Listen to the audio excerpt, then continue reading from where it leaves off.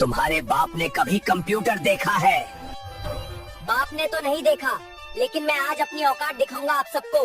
ये लड़का क्या बकवास कर रहा है? पूरे 500 करोड़ की बात है, जल्दी कुछ करो तुम लोग। सर, 500 करोड़ अब हम लोगों के कंट्रोल से बाहर है, सिस्टम हैक हो चुका है। सुबह के ठीक 11 बजे थे और बैंक के अंदर अचानक ऐसा शोर उठा जैसे किसी ने बम फोड़ दिया हो। साले, ये काम तेरी औकात से बाहर है। ये आवाज इतनी तेज थी कि काउंटर पर खड़े सभी लोग एक साथ पीछे मुड़ गए। सिक्योरिटी गार्ड ने तुरंत अपनी बंदूक को सीधा किया। एसी की ठंडी हवा चल रही थी, लेकिन बैंक के अंदर मौजूद हर इंसान के माथे पर पसीना साफ दिख रहा था। सबकी निगाहें एक ही जगह टिक गईं। कंप्यूटर के सामने बैठा एक दुबला पतला लड़का, फटे पुराने कपड़े, धूल से सने हाथ, कंधे पर लटकी एक गंदी बोरी, वही बोरी जिसमें वो रोज शहर की सड़कों से कूड़ा बीनता था। उसकी उम्र मुश्किल से 17-18 साल रही होगी। उसकी उंगलियां कीबोर्ड पर इतनी तेज चल रही थी जैसे वो कोई आम कंप्यूटर नहीं बल्कि किसी दुश्मन से जंग लड़ रहा हो। तभी कंप्यूटर स्क्रीन पर लाल अक्षरों में एक लाइन चमकी, 500 करोड़ ट्रांजैक्शन प्रोसेसिंग, और उसी पल पूरे बैंक में सन्नाटा छा गया। बैंक मैनेजर की आंखें फैल गईं। एक महिला ऑफिसर गुस्से में चिल्लाई, इस लड़के को बाहर निकालो, ये बैंक सिस्टम से छेड़छाड़ कर रहा है। भीड़ में खड़े लोग आपस में खुसफुसाने लगे। कूड़ा बीनने वाला बैंक में? लगता है आज बड़ा कांड होने वाला है। लेकिन उस लड़के के चेहरे पर न डर था न घबराहट। उसकी आंखें स्क्रीन पर जमी थीं, जैसे उसे इस दुनिया की कोई आवाज सुनाई ही नहीं दे रही हो। अचानक सिस्टम ने बीप की आवाज की और स्क्रीन पर लिखा आया, ट्रांसफर सक्सेसफुल। बस इतना देखना था कि बैंक मैनेजर की टांगे कांपने लगी। 500 करोड़ किसी के मुंह से धीरे से निकला। सिक्योरिटी गार्ड आगे बढ़े, लेकिन तभी लड़के ने कीबोर्ड से हाथ हटाया और पहली बार सिर उठाकर सबको देखा। उसकी आवाज शांत थी, लेकिन शब्दों में अजीब सा भरोसा था। अगर अभी मुझे रोका तो ये पैसे कभी वापस नहीं आएंगे। पूरे बैंक में जैसे सांस रुक गई। बाहर सड़क पर ट्रैफिक चल रहा था, लोग रोजमर्रा की जिंदगी में व्यस्त थे, लेकिन इस बैंक के अंदर इतिहास लिखा जा रहा था। किसी ने नहीं सोचा था कि जो लड़का कल तक कूड़े के ढेर में पड़ा टूटा हुआ मोबाइल ढूंढता था, वही आज 500 करोड़ की एक एक लाइन को कंट्रोल कर रहा है। तभी बैंक के सिस्टम में अलार्म बजने लगा। एक अधिकारी चिल्लाया, सर, इंटरनेशनल सर्वर से अटैक हुआ है। भीड़ में खड़ा एक बुजुर्ग बोला, अब सब खत्म, बैंक डूब गया। लेकिन लड़का हल्की सी मुस्कान के साथ बोला, नहीं, अब खेल शुरू हुआ है। उसी पल स्क्रीन पर एक नया मैप खुला, जिसमें देश के बाहर कई अकाउंट लाल निशान में दिख रहे थे। बैंक मैनेजर ने कांपती आवाज में पूछा, तू आखिर है कौन? लड़के ने अपनी बोरी नीचे रखी, गहरी सांस ली और बोला, जिसे आप लोग कूड़ा समझते थे, वही आज आपके 500 करोड़ बचाएगा।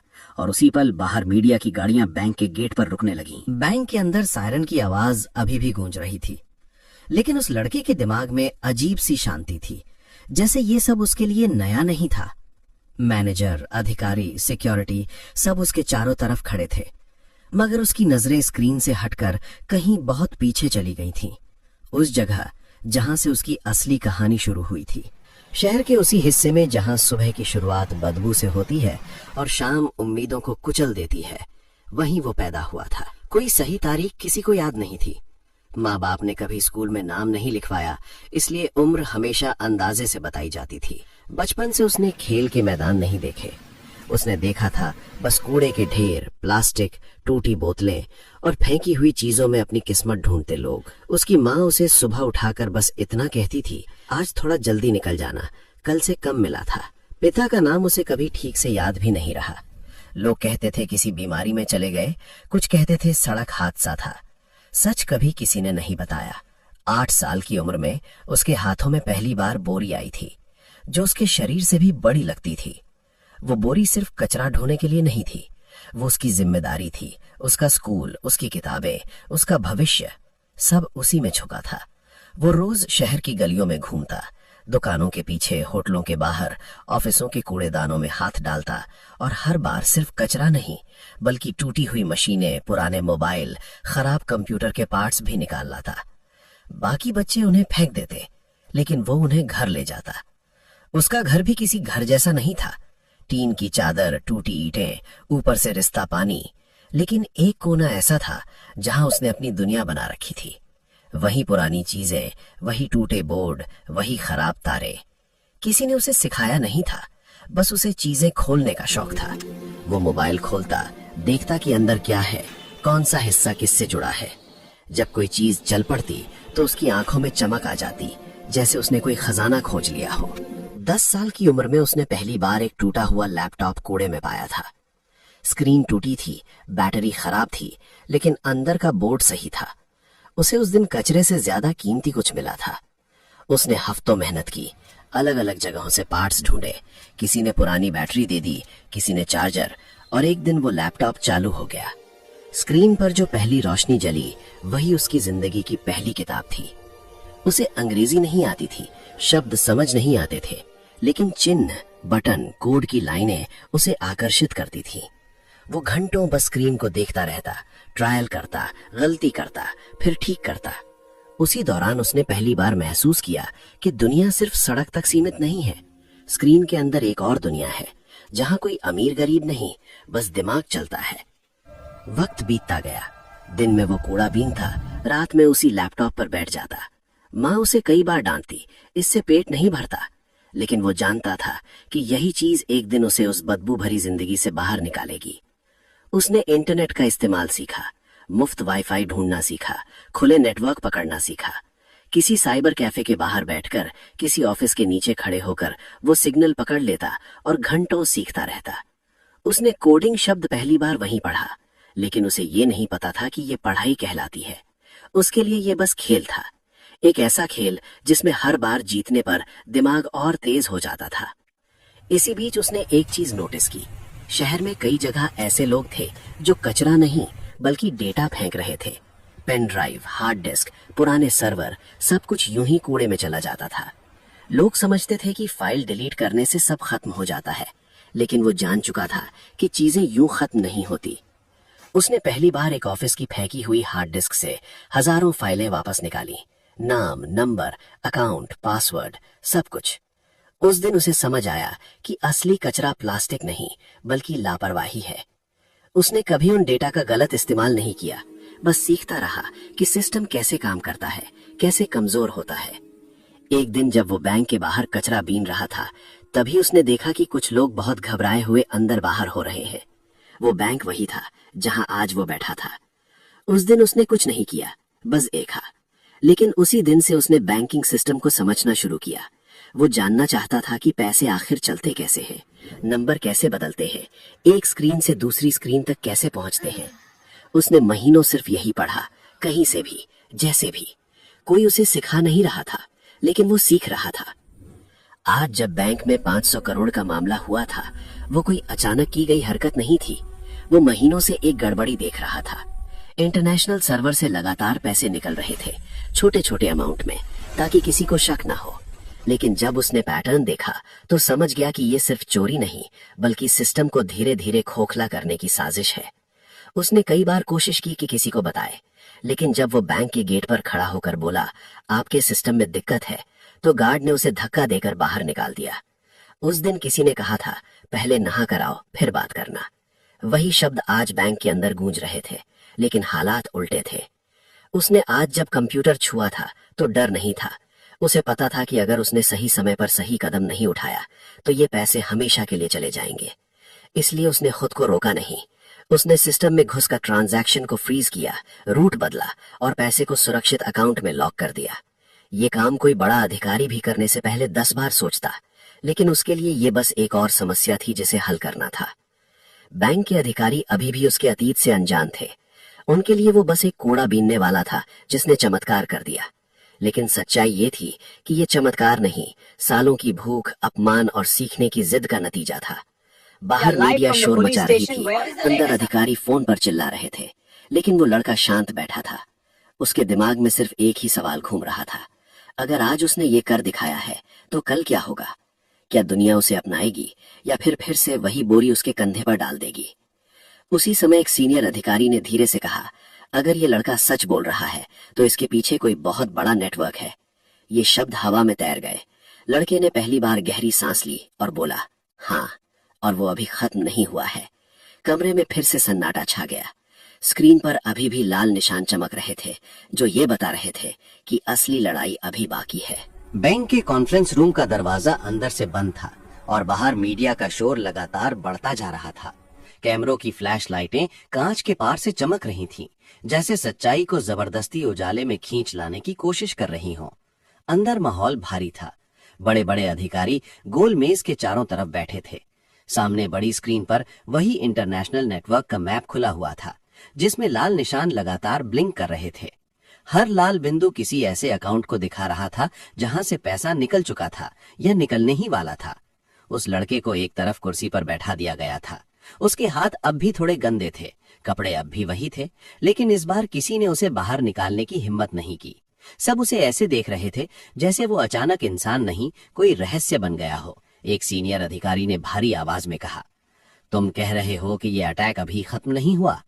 लड़के ने स्क्रीन की तरफ देखा और बोला, नहीं सर, ये तो सिर्फ पहला लेयर था, असली खेल इसके नीचे छुपा है। उसने उंगली से कीबोर्ड की तरफ इशारा किया।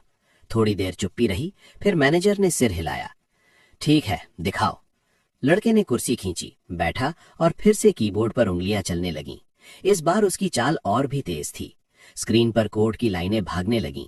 कोई समझ नहीं पा रहा था कि वो क्या कर रहा है, लेकिन सब देख पा रहे थे कि सिस्टम धीरे धीरे खुलता जा रहा है। उसने एक फाइल खोली, फिर दूसरी, फिर तीसरी। अचानक स्क्रीन पर कुछ नाम उभरे, विदेशी कंपनियों के नाम, शेल अकाउंट्स, फर्जी ट्रस्ट। उसने कहा, ये लोग सीधे पैसे नहीं चुराते, ये पहले सिस्टम में भरोसा बनाते हैं, फिर छोटे अमाउंट निकालते हैं ताकि किसी को शक ना हो। जब सिस्टम को लगता है कि सब नॉर्मल है, तभी एक बड़ा झटका देते हैं। एक अधिकारी ने घबराकर पूछा, मतलब? लड़के ने बिना नजर हटाए कहा, मतलब अगर आज मैंने ट्रांजैक्शन नहीं रोका होता तो शाम तक पूरा बैंक खाली हो सकता था। कमरे में बैठे लोगों के चेहरे सफेद पड़ गए। तभी एक और चौंकाने वाली बात सामने आई। स्क्रीन पर एक इंडियन अकाउंट हाईलाइट हुआ। मैनेजर झुककर आगे आया। ये तो हमारा ही अकाउंट है। लड़के ने सिर हिलाया। हाँ, लेकिन ये अंदर से कंट्रोल हो रहा है। उसने कुछ क्लिक किए और एक नाम उभरा। नाम पढ़ते ही एक अधिकारी की कुर्सी चरमराई। वो नाम उसी बैंक के एक बड़े टेक्निकल कंसल्टेंट का था जो सालों से सिस्टम संभाल रहा था। कमरे में फुसफुसाहट शुरू हो गई।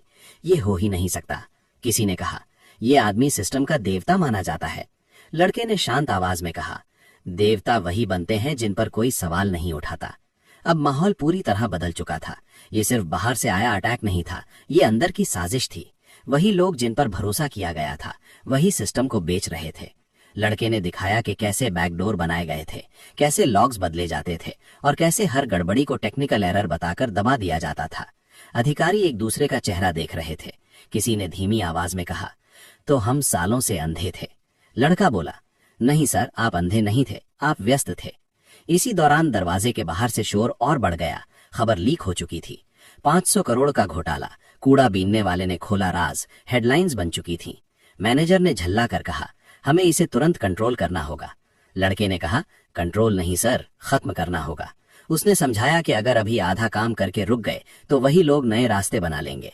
सिस्टम को पूरी तरह साफ करना पड़ेगा, चाहे इसके लिए बैंक को कुछ देर के लिए बंद ही क्यों ना करना पड़े। ये सुनकर कुछ अधिकारी घबरा गए। अगर सिस्टम बंद किया तो भरोसा टूट जाएगा। लड़का बोला, अगर सिस्टम नहीं बचाया तो भरोसा वैसे भी खत्म हो जाएगा। आखिरकार फैसला लिया गया। बैंक का इंटरनल नेटवर्क आंशिक रूप से शटडाउन किया गया। लड़के को एक टीम दे दी गई जो पहली बार उसकी बातों को बिना सवाल माने मान रही थी। वो वही लड़का था जिसे कुछ घंटे पहले गेट से धक्का देकर निकाला गया था। अब वही सबको निर्देश दे रहा था। उसने हर एक बैकडोर बंद किया, हर संदिग्ध अकाउंट को फ्रीज किया, हर लॉग को दोबारा चेक किया। काम आसान नहीं था। हर 10 मिनट में कोई नई गड़बड़ी सामने आ जाती। पसीना बह रहा था, लेकिन वो रुका नहीं। काम के बीच उसके दिमाग में बार बार उसका अतीत घूम जाता। वो रातें जब बिजली नहीं होती थी और वो मोबाइल की टॉर्च में तार जोड़ता था। वो दिन जब माँ ने कहा था, आज कुछ खास लाया, और वो सिर झुकाकर चुप रह गया था। वही भूख, वही अपमान आज उसकी ताकत बन गया था। उसे लग रहा था कि वो सिर्फ बैंक नहीं बचा रहा, वो उन सभी बच्चों की तरफ से लड़ रहा है जिन्हें कभी मौका नहीं मिला।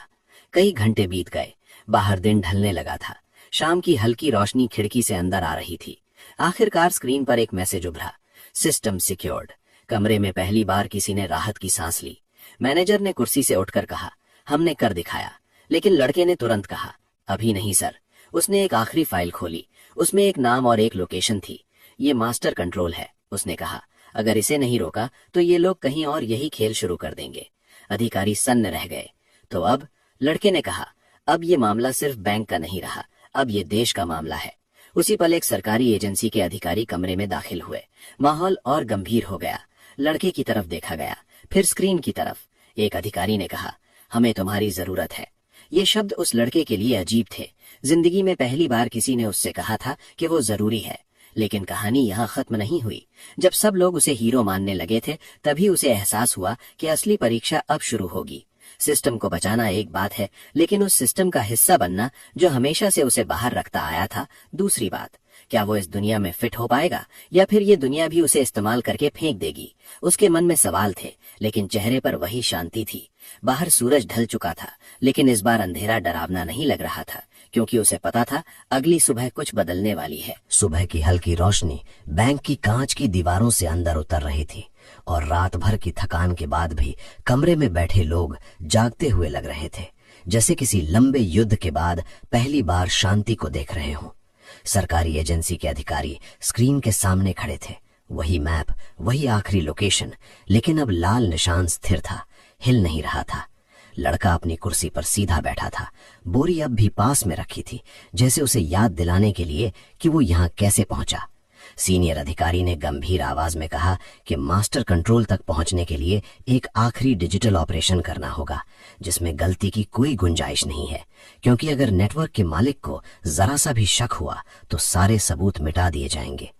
कमरे में एक पल को सन्नाटा छा गया।